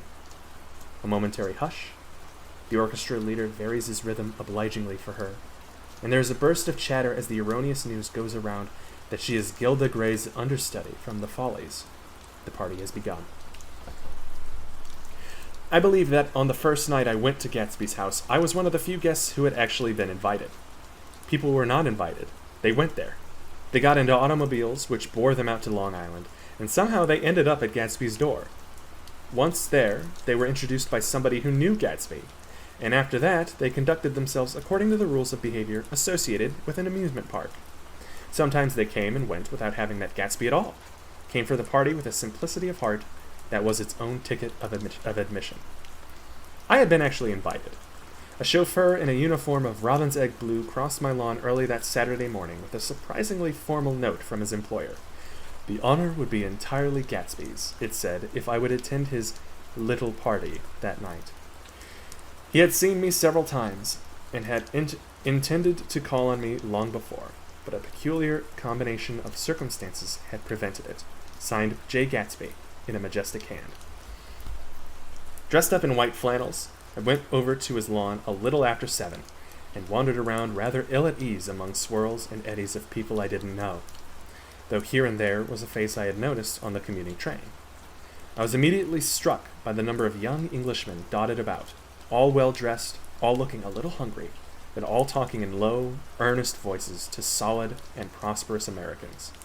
I was sure that they were selling something, bonds or insurance or automobiles. They were at least agonizingly aware of the easy money in the vicinity, and convinced that it was theirs for a few words in the right key. As soon as I arrived, I made an attempt to find my host, but the 2 or 3 people of whom I asked his whereabouts stared at me in such an amazed way, and denied so vehemently any knowledge of his movements, that I slunk off in the direction of the cocktail table. the only place in the garden where a single man could linger without looking purposeless and alone.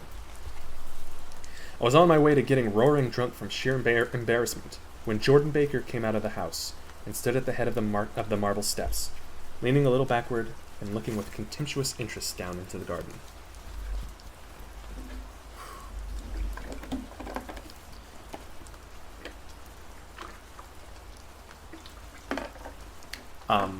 For anybody who wants to fill in that missing piece, the word that I refuse to say on stream because I'm pretty sure that's TOS, it began with a K and is not a very polite thing to call people, ever.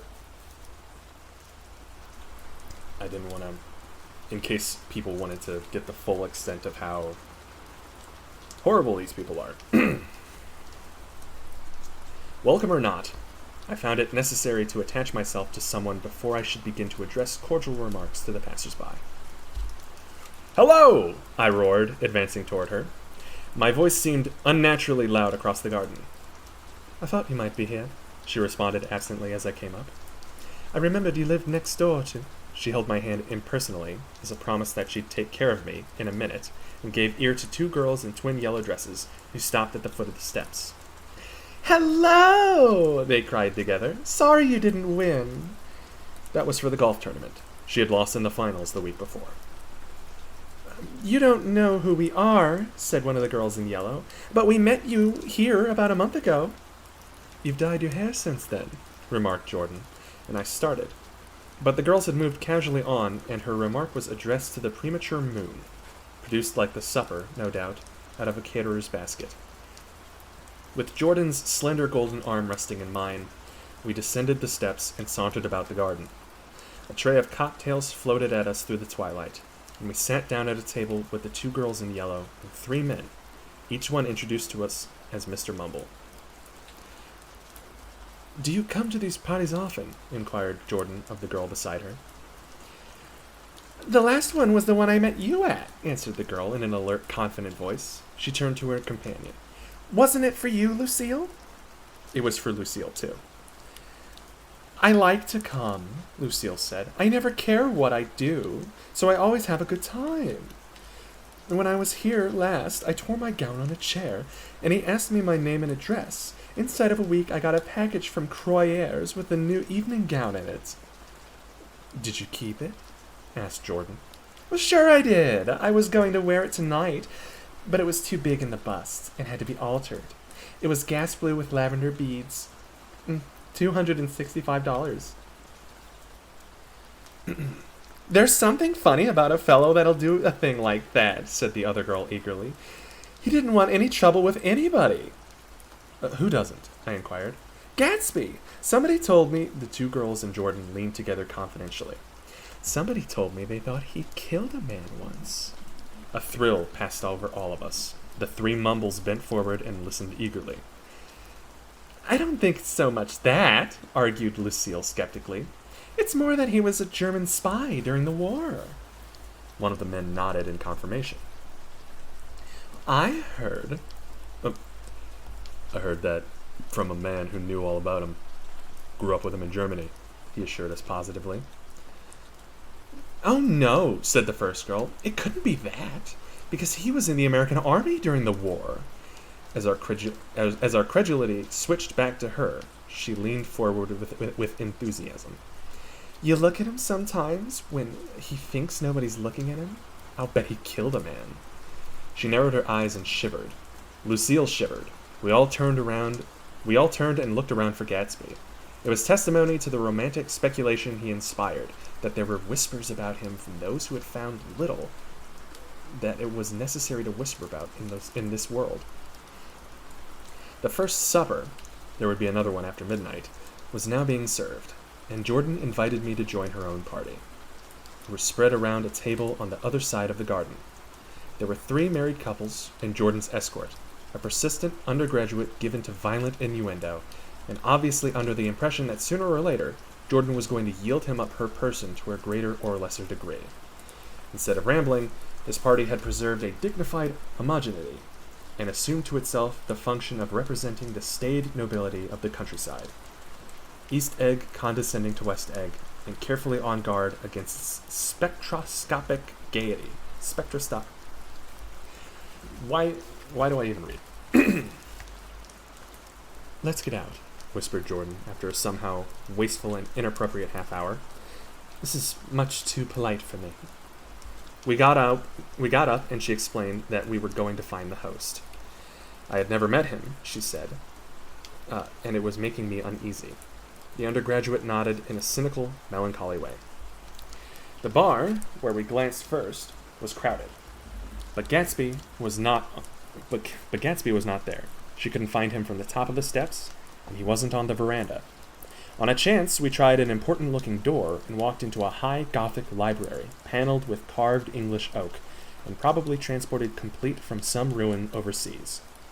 A stout, middle-aged man, with enormous owl-eyed spectacles, was sitting somewhat drunk on the edge of a great table, staring with unsteady concentration at the shelves of books. As we entered, he wheeled excitedly around and examined Jordan from head to foot. What do you think? He demanded impetuously. About what? He waved his hand toward the bookshelves. About that! As a matter of fact, you didn't even bother to ascertain. I ascertained. They're real. The books? He nodded. Absolutely real. Have pages and everything. I thought they'd be a nice, durable cardboard. Matter of fact, they're absolutely real. Pages and... Here, let me show you. Taking our skepticism for granted, he rushed to the bookcases and returned with Volume 1 of the Stoddard Lectures. See! He cried triumphantly. It's a bona fide piece of printed matter. You fooled me. This fellow was a regular Blasco. It's a triumph. What thoroughness. What realism. Knew when to stop, too. Didn't cut the pages. But what do you want? What do you expect? He snatched the book from me and replaced it hastily on the shelf,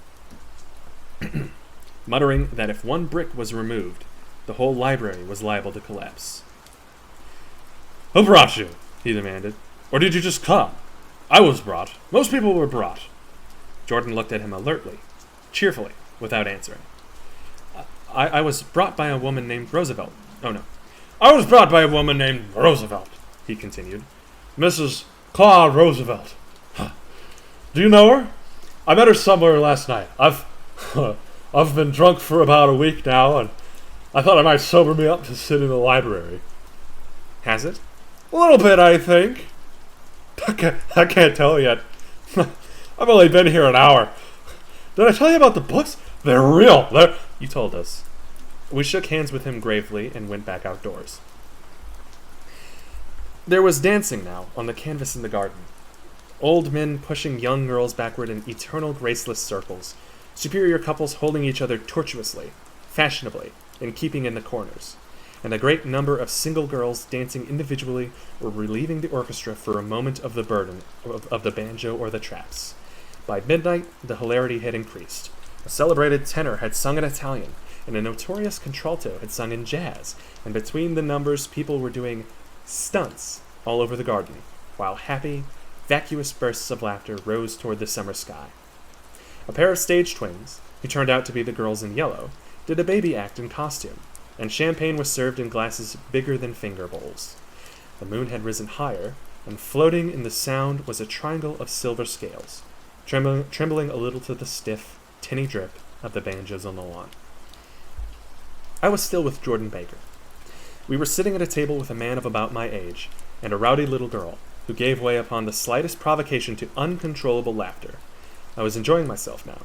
I had taken 2 finger bowls of champagne, and the scene had changed before my eyes into something significant, elemental, and profound. At a lull in the entertainment, the man looked at me and smiled. "Your face is familiar," he said politely. "Weren't you in the 1st Division during the war?"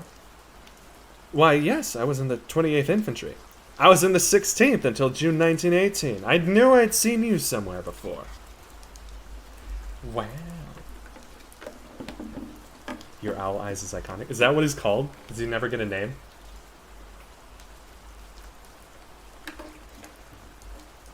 If so, that's fantastic. I will be, considering you called it iconic, I will be very sad if he never shows up ever again. It'll also be harder to do if he shows up sober. But we'll see. We talked for a moment about some wet, gray little villages in France. Evidently, he lived in this vicinity, for he told me that he had just bought a hydroplane and was going to try it out in the morning. "Want to go with me, old sport? Just near the shore along the Sound." "What time?" "Any time that suits you best." It was on the tip of my tongue to ask his name when Jordan looked around and smiled. "Having a gay time now?" she inquired. "Much better." I turned again to my new acquaintance. "This is an unusual party for me. I haven't even seen the host. I live over there."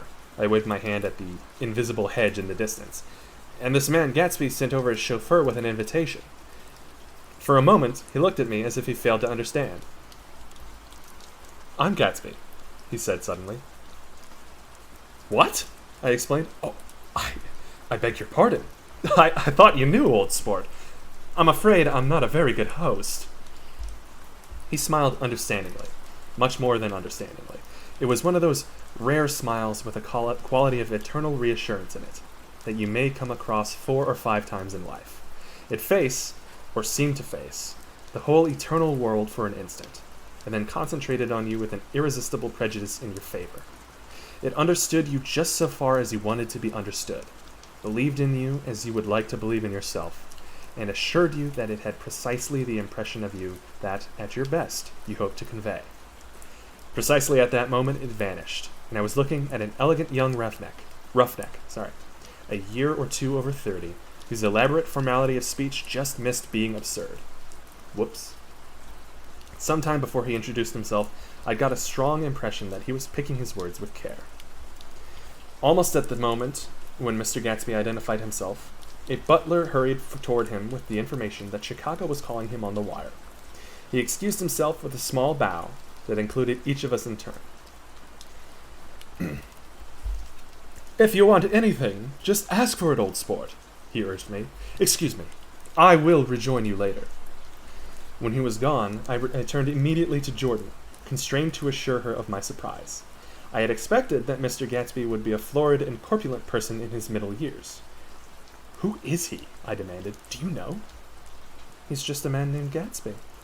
"Where is he from, I mean, and what does he do?" "Now you're started on the subject," she answered with a wan smile. "Well, he told me once he was an Oxford man."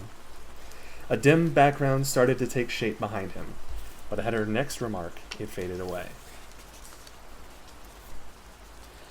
"However, I don't believe it." "Why not?" "I don't know," she insisted. "I just don't think he went there." Something in her tone reminded me of the other girls. "I think he killed a man," and had the effect of stimulating my curiosity. I would have accepted without question the information that Gatsby sprang from the swamps of Louisiana or from the Lower East Side of New York. That was comprehensible.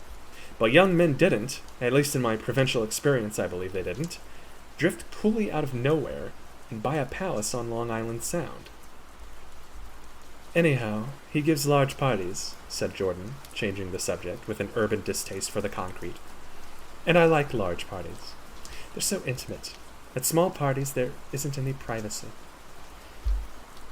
There was the boom of a bass drum, and the voice of the orchestra leader rang out suddenly above the echolalia of the garden. Echolalia? Echolalia? Echolala. "Ladies and gentlemen," he cried, "at the request of Mr. Gatsby, we are going to play for you Mr. Vladimir Tostov's latest work, which attracted so much attention at Carnegie Hall last month. If you read the papers, you know there was a big sensation." He smiled with jovial condescension and added, "Some sensation," whereupon everybody laughed. "The piece is known," he concluded lustily, "as Vladimir Tostov's Jazz History of the World." The nature of Mr. Tostov's composition eluded me, because just as it began, my eyes fell on Gatsby, standing alone on the marble steps, and looking from one group to another with approving eyes. His tanned skin was drawn attractively tight on his face, and his short hair looked as though it were trimmed every day. I could see nothing sinister about him. I wondered if the fact that he was not drinking helped to set him off from his guests. for it seemed to me that he grew more correct as the fraternal hilarity increased. When the jazz history of the world was over, girls were putting their heads on men's shoulders in a puppyish, convivial way. Girls were swooning backward playfully into men's arms, even into groups, knowing that someone would arrest their falls. But no one swooned backward on Gatsby, and no French bob touched Gatsby's shoulder, and no singing quartets were formed with Gatsby's head for one link. "I beg your pardon." Gatsby's butler was suddenly standing beside us. "Miss Baker," he inquired, "I beg your pardon, but Mr. Gatsby would like to speak to you alone." "With me?" she exclaimed in surprise. "Yes, madam." She got up slowly, raising her eyebrows at me in astonishment, and followed the butler toward the house. I noticed that she wore her evening dress, all her dresses, like sports clothes. There was a jauntiness about her movements as if she had first learned to walk upon golf courses on clean, crisp mornings. I was alone, and it was almost 2. For some time confused and intriguing sounds had issued from a long, many-windowed room which overhung the terrace. Eluding Jordan's undergraduate, who was now engaged in an obstetrical conversation with 2 chorus girls, and who implored me to join him, I went inside. The large room was full of people. One of the girls in yellow was playing the piano, and beside her stood a tall, red-haired young lady from a famous chorus, engaged in song. She had drunk a quantity of champagne, and during the course of her song she had decided ineptly that everything was very, very sad. She was not only singing, she was weeping too. Whenever there was a pause in the song, she filled it with gasping, broken sobs, and then took up the lyric again in the quavering soprano. The tears coursed down her cheeks, not freely, however, for when they came into contact with her heavily beaded eyelashes, they assumed an inky color, and pursued the rest of their way in slow, black rivulets. A humorous suggestion was made, that she sing the notes on her face, whereupon she threw up her hands, sank into a chair, and went off into a deep, vinous sleep. That's actually a sick burn. "She had a fight with a man who says he's her husband," explained a girl at my elbow. I looked around. Most of the remaining women were now having fights with men said to be their husbands. Even Jordan's party, the quartet from East Egg, were rent asunder by dissension. One of the men was talking with curious intensity to a young actress, and his wife, after attempting to laugh at the situation in a dignified and indifferent way, broke down entirely and resorted to flank attacks. At interval, she appeared suddenly at his side like an angry diamond and hissed, "You promised!" into his ear. The reluctance to go home was not confined to wayward men. The hall was at present occupied by 2 deplorably sober men and their highly indignant wives. The wives were sympathizing with each other in slightly raised voices. "Whenever he sees I'm having a good time, he wants to go home. Never heard anything so selfish in my life. We're always the first ones to leave." "So are we." "Well, we're almost the last tonight." "Oh, well, we're almost the last tonight," said one of the men sheepishly. "The orchestra left half an hour ago." In spite of the wives' agreement that such malevolence was beyond credibility, the dispute ended in a short struggle, and both wives were lifted, kicking, into the night. As I waited for my hat in the hall, the door of the library opened, and Jordan Baker and Gatsby came out together. He was saying some last word to her, but the eagerness in his manner tightened abruptly into formality, as several people approached him to say goodbye. Jordan's party were calling impatiently to her from the porch, but she lingered for a moment to shake hands. "I've just heard the most amazing thing," she whispered. "How long were we in there?" "Why, about an hour." "It was simply amazing," she repeated abstractedly. "But I swore I wouldn't tell it, and here I am tantalizing you." She yawned gracefully in my face. Please, come and see me. Phone book, under the name of Mrs. Sigourney Howard, my aunt." She was hurrying off as she talked. Her brown hand waved a jaunty salute as she melted into her party at the door. Great Gatsby is my fave gay love story. All right.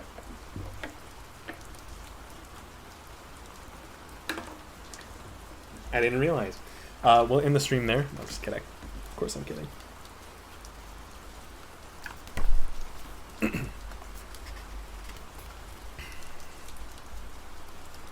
Rather ashamed that on my first appearance I had stayed so late, I joined the last of Gatsby's guests, who were clustered around him.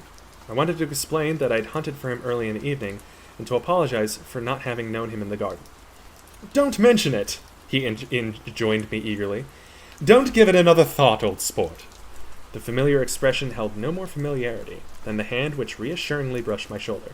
"And don't forget, we're going up on the hydroplane tomorrow morning at 9 o'clock. Then the butler behind his shoulder. "Philadelphia wants you on the phone, sir." "All right, in a minute.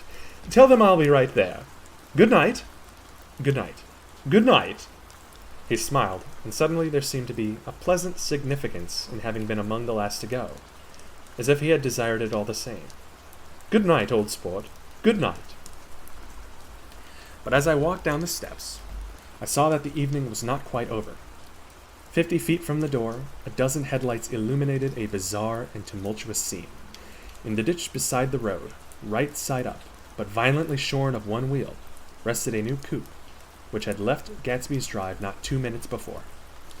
The sharp jut of a wall accounted for the detachment of the wheel, which was now getting considerable attention from half a dozen curious chauffeurs.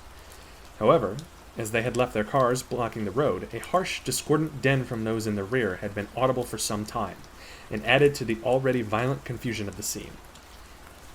A man in a long duster had dismounted from the wreck, and now stood in the middle of the road, looking from the car to the tire, and from the tire to the observers in a pleasant, puzzled way. "See?" he explained. "It went in the ditch!" The fact was infinitely astonishing to him, and I recognized first the unusual quality of wonder, and then the man. It was the late patron of Gatsby's library. "How'd it happen?" He shrugged his shoulders. I know nothing whatever about mechanics." Oh god, how did I do his voice? "But how did it happen? Did you run into the wall?" Don't ask me," said Owl Eyes, washing his hands of the whole matter. "I know very little about driving. That's terrific. It happened. That's all I know." "Well, if you're a poor driver, you oughtn't to try driving at night." "Oh, but I wasn't even trying," he explained indignantly. "I wasn't even trying." An odd hush fell upon the bystanders. "Do you want to commit suicide?" You're lucky it was just a wheel, a bad driver, and not even trying." "You don't understand," explained the criminal. "I wasn't driving. There was another man in the car." The shock that followed this declaration found voice in a sustained as the door of the coupe swung slowly open. The crowd, it was now a crowd, stepped back involuntarily, and when the door had opened wide, there was a ghostly pause. Then, very gradually, part by part, a pale, dangling individual stepped out of the wreck, pawing tentatively at the ground with a large, uncertain dancing shoe. Blinded by the glare of the headlights, and confused by the incessant groaning of the horns, the apparition stood swaying for a moment before he perceived the man in the duster. "What's the matter?" he inquired calmly. "Did we run out of gas?" "Look!" Half a dozen fingers pointed at the amputated wheel. He stared at it for a moment, and then looked upward as though he suspected that it had dropped from the sky. "It came off," someone explained. He nodded. "At first I didn't notice it stopped." A pause. Then, taking a long breath and straightening his shoulders, he remarked in a determined voice. "Want to tell me where there's a gasoline station?" At least a dozen men, some of them a little better off than he was, explained to him that wheel and car were no longer joined by any physical bond. "Back out," he suggested after a moment. "Put her in reverse." "But the wheel's off." He hesitated. "No harm in trying." The caterwauling horns had reached a crescendo, and I turned away and cut across the lawn toward home. I glanced back once. A wafer of a moon was shining over Gatsby's house, making the night fine as before, and surviving the laughter and the sound of his still glowing garden. A sudden emptiness seemed to flow now from the windows and the great doors, endowing with complete isolation the figure of the host, who stood on the porch, his hand up in a formal gesture of farewell. That's not the end of the chapter.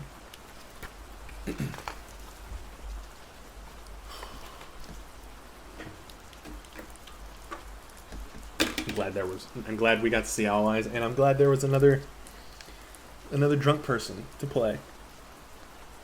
That's always fun.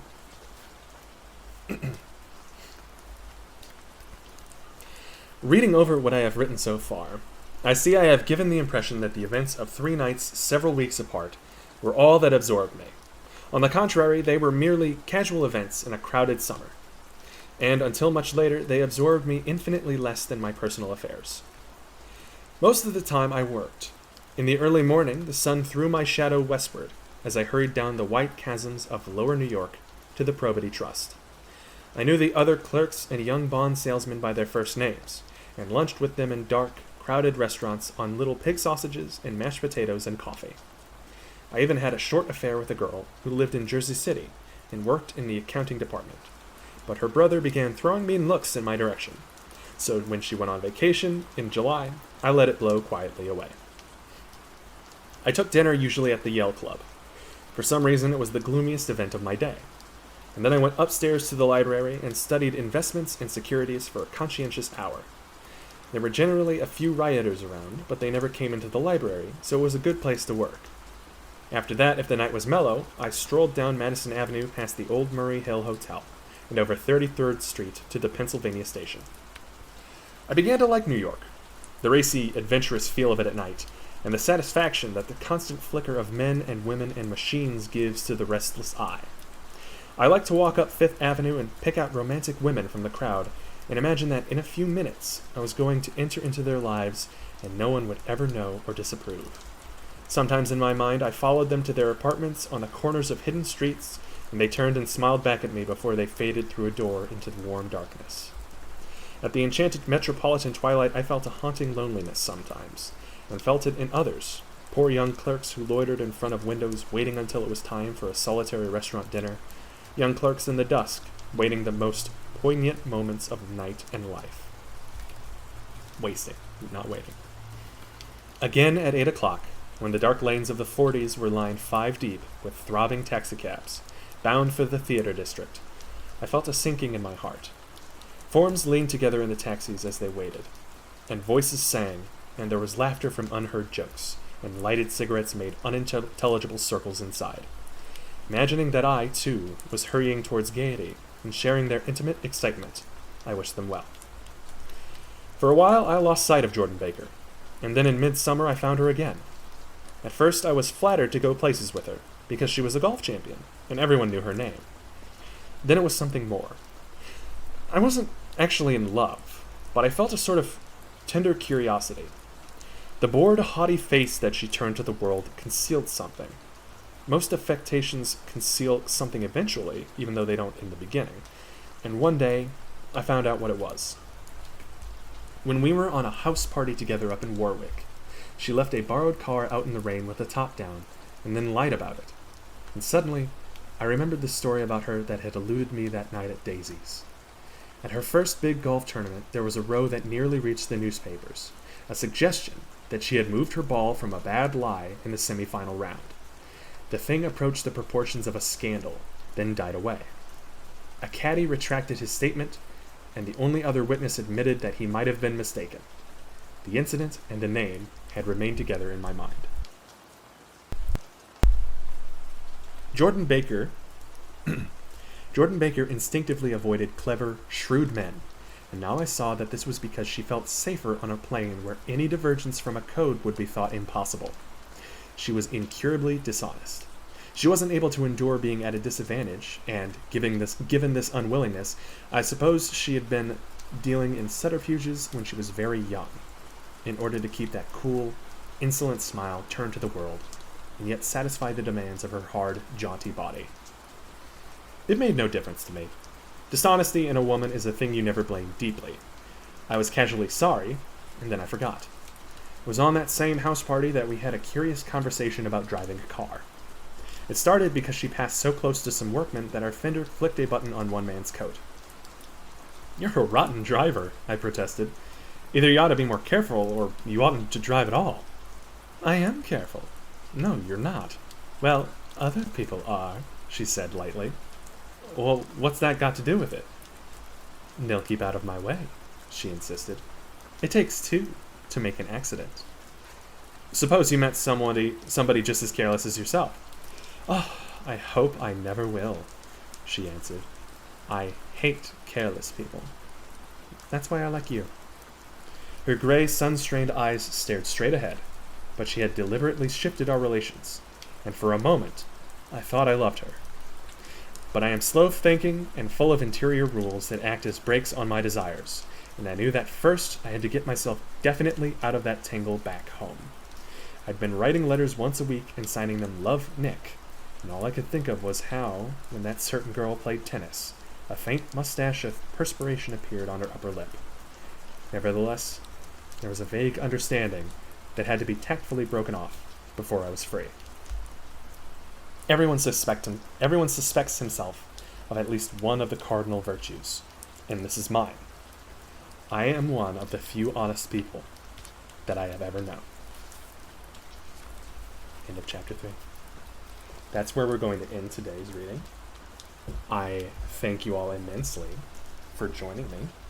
I hope that the audio quality and the story quality and the vocal quality all maintained an acceptable level.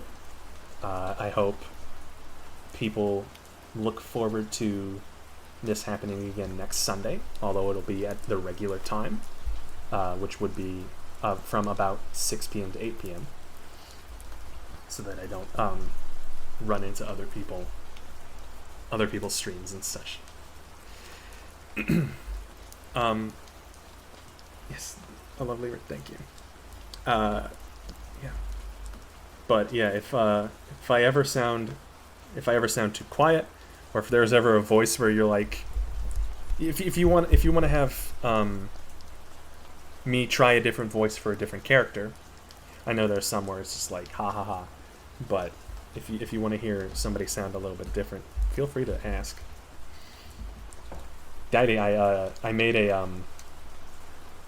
created a follow animation, and it has a certain no, I didn't create the follow animation. I'm using one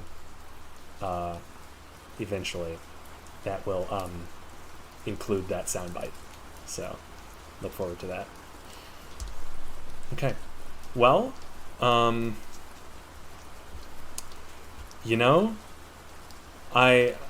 thought that there was going to be like somebody else streaming at this time, and there is, but it wasn't who I thought it would be.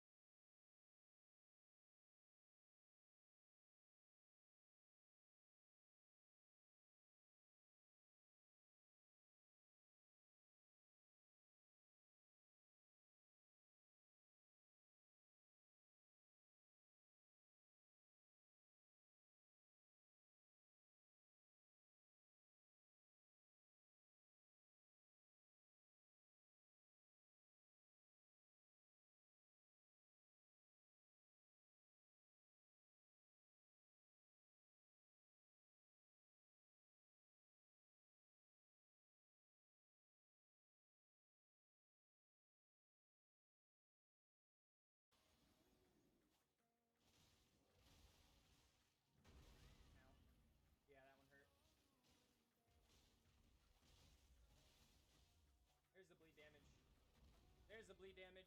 Borealis, that's the name I haven't seen since Dark Souls 3. Yeah. Ah, no, no!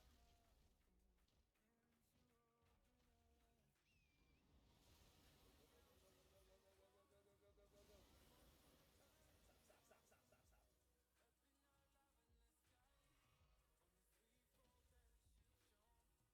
While Dunsparce appears in chat, y'all. What are you doing?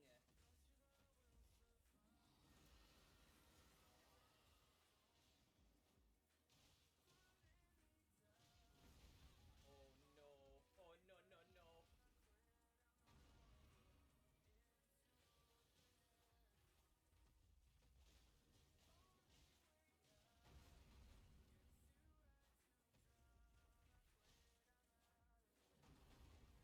Just keep it up.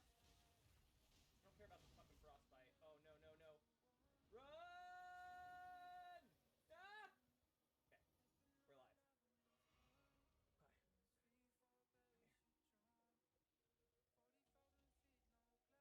Okay. We got you.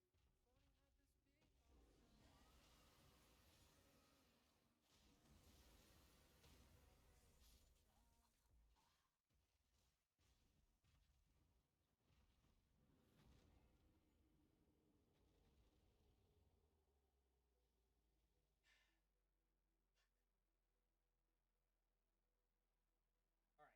This time, though, I'm prepared because I have my runes in place and my talismans in place, and I remember right now to equip both of my swords on the same